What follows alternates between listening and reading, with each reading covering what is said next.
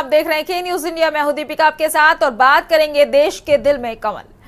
27 साल का दीर्घकालीन विश्राम यानी बीजेपी का बेहद लंबा इंतजार, लेकिन अब यमुना के किनारे बसी दिल्ली का सियासी मूड बदल चुका है। दिल्ली में बीजेपी ने तगड़ी वापसी की है। केजरीवाल की कट्टर ईमानदार की छवि टूट चुकी है और वो चुनाव हार चुके हैं। क्या है इस चुनाव का एक्स फैक्टर जिसने अरविंद केजरीवाल के हार की स्क्रिप्ट लिख दी? देखिए हमारी एक खास रिपोर्ट। रेवड़ी रेस में बीजेपी ने मार ली बाजी। 2014 के बाद बीजेपी ने देश में अद्भुत चुनावी कामयाबियां हासिल की। केंद्र में बीजेपी तीसरी बार सत्ता में है। बीजेपी ने देश के कोने कोने में विस्तार पाया, लेकिन जहां देश का पावर सेंटर है, जहां बीजेपी का भव्य मुख्यालय है, उस दिल्ली में सरकार बनाने के लिए बीजेपी 1998 से ही तरस रही थी। 1998 से लेकर 2025 यानी 27 साल का फासला, लेकिन अब यमुना के किनारे बसी दिल्ली का सियासी मूड बदल चुका है। दिल्ली में बीजेपी ने तगड़ी वापसी की है। बता दें कि बीजेपी ने महिलाओं के लिए 2500 प्रति माह की आर्थिक मदद की घोषणा की, जो केजरीवाल के 2100 के प्रस्ताव से अधिक है।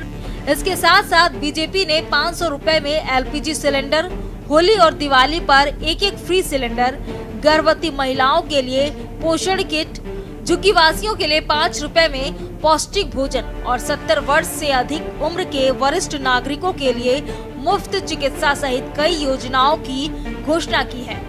इसमें वरिष्ठ नागरिकों के मिलने वाला पेंशन 2000 से बढ़ाकर 2500 करने का वादा किया गया है। इसके अलावा बीजेपी ने दिल्ली में लोगों को 10 लाख तक मुफ्त इलाज का वादा किया है। उनका 10 साल से साथ नहीं मिल पा रहा था, दिल्ली में कोई काम नहीं हो पा रहा था, मगर ये जो सरकार बन रही है दिल्ली में, ये प्रधानमंत्री जी के विजन को दिल्ली में लेके आएगी। तो मैं प्रधानमंत्री जी का धन्यवाद करता हूं कि उन्होंने अपना समय दिया और मैं ये जीत का श्रेय प्रधानमंत्री नरेंद्र मोदी जी को देता हूं। कौन होगा अब मुख्यमंत्री? आपको इस बात का भरोसा था? मैं दिल्ली की जनता का बहुत बहुत एक बार फिर से धन्यवाद करता हूं और ये जीत, ये प्रधानमंत्री नरेंद्र मोदी जी की जीत है, ये सभी दिल्ली वासियों की जीत है। भारतीय जनता पार्टी सरकार बना रही है, इसमें कोई शक नहीं है, और अच्छी सरकार बना रही है। दिल्ली को सर बहुत करीब से आपने देखा आम आदमी पार्टी की सरकार वहां पर रही। क्या वजह हो सकती है कि आम आदमी पार्टी पीछे छूट गई है और बीजेपी सरकार बना रही है? देखो, कई वजूहत इसमें हैं। एक तो 10 साल में एक एंटी इनकम्बेंसी लॉजिकल है। दूसरी चीज, जो मूल सपोर्टर्स थे केजरीवाल साहब के, जो मैंने आपके एक साथी को अर्ज किया, वो सपोर्टर्स उनके साथ आज नहीं हैं। जैसे कि मसलन आप माने पूर्वांचली लोग, अब पूर्वांचलियों ने, जहाँ तक मैं नक्शा देख रहा था आज, उन्होंने इनको नहीं साथ दिया। अब वो जो भी कारण रहे हों, मुस्लिम वोट उनको हमेशा मिलता था, लेकिन हमने देखा कि जब सीएए का एजिटेशन हुआ तो वहाँ आम आदमी पार्टी नदारद थी। फिर जब 2020 के दंगे हुए तब भी केजरीवाल साहब नहीं थे। तो मुस्लिम समाज ने भी सोचा कि भाई जब भी हमारे साथ नहीं देते तो हम इनको क्यों वोट दें। इस सब परिप्रेक्ष्य में बीच में ओवैसी साहब भी आ गए और साथ साथ कुछ कांग्रेस ने भी दम पकड़ा, तो जो मूल वोटर थे ना, उन्होंने इनका साथ छोड़ दिया। इंडियन एडमिनिस्ट्रेटिव सर्विस में भी आप लंबे दौर तक रहे हैं। अखिलेश यादव बार बार कहते हैं ईवीएम से जो चुनाव होते हैं वो गलत तरीके से होते हैं, धांधली होती है, क्या कहें? नहीं, ईवीएम के बारे में मैं नहीं कुछ कह सकता, क्योंकि ईवीएम तो टेक्निकल चीज़ है, उसकी मुझे जानकारी है नहीं। लेकिन ये मैं कह सकता हूँ कि जो इलेक्शन कमिश्नर का व्यवहार है, बिहेवियर है, वो उचित नहीं समझता कि मंत्रियों के जाने से लोग इतने प्रभावित होते हैं। लोग माहौल देखते हैं और शायद ये देख रहे हैं कि बीजेपी सरकार है, इनको वोट करने से हमारा फ़ायदा होगा, एमएलए हमारा आदमी होगा, इसलिए। और बाई इलेक्शंस का तो ये दस्तूर रहा है कि रूलिंग पार्टी को वोट मिलता है। बहुत शुक्रिया। ये सब थे हमारे साथ नजीब जग साहब, जिनका साफ तौर से कहना है कि दिल्ली के अंदर जिस तरीके से भारतीय जनता पार्टी सरकार बना रही है, वहां पर इसको बढ़त भी है और इसके पीछे अरविंद केजरीवाल की स्ट्रेटजी थोड़ी सी कमजोर पड़ गई है। और मिल्कीपुर उपचुनाव की बात करें तो उन्होंने कहा है कि हिंदुत्व के एजेंडे पर बीजेपी सरकार बना रही है और वहां पर ये सभी लोग चाहते हैं कि जिस राज्य में जिसकी सरकार हो उसी के आदमी को वोट देना चाहिए। काम न आया योजनाओं को आगे बढ़ाने का वादा।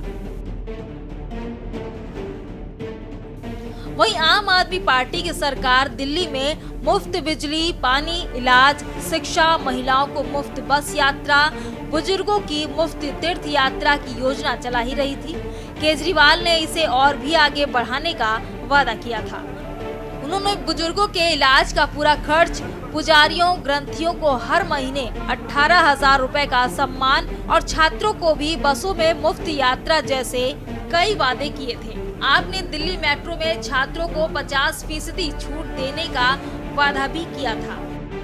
आज दिल्ली के चुनाव के नतीजे आए हैं और जनता का जो भी निर्णय है, जनता का जो भी फैसला है, उसे हम पूरी विनम्रता के साथ स्वीकार करते हैं। जनता का निर्णय सर माथे पर। मैं भारतीय जनता पार्टी को इस जीत के लिए बहुत बहुत बधाई देता हूं और मैं उम्मीद करता हूं कि जिस उम्मीद के साथ और जिस आशा के साथ लोगों ने उनको बहुमत दिया है, वो उन सभी उम्मीदों और आशाओं पे पूरा उतरेंगे। हमने पिछले 10 साल में जनता ने जो मौका दिया हमें, उन 10 सालों में हमने बहुत सारे काम किए। शिक्षा के क्षेत्र में, स्वास्थ्य के क्षेत्र में, पानी के क्षेत्र में, बिजली के क्षेत्र में और भी अलग अलग तरीके से लोगों को राहत पहुंचाने की कोशिश की उनकी ज़िंदगी में, और दिल्ली के इंफ्रास्ट्रक्चर को भी हमने सुधारने की कोशिश की। अब जो जनता ने हमें निर्णय दिया है, हम न केवल एक कंस्ट्रक्टिव ऑपोजिशन का रोल निभाएंगे, बल्कि हम समाज सेवा, जनता के सुख दुख में काम आना, व्यक्तिगत। आप देख रहे हैं के न्यूज़, खबरों का सारथी।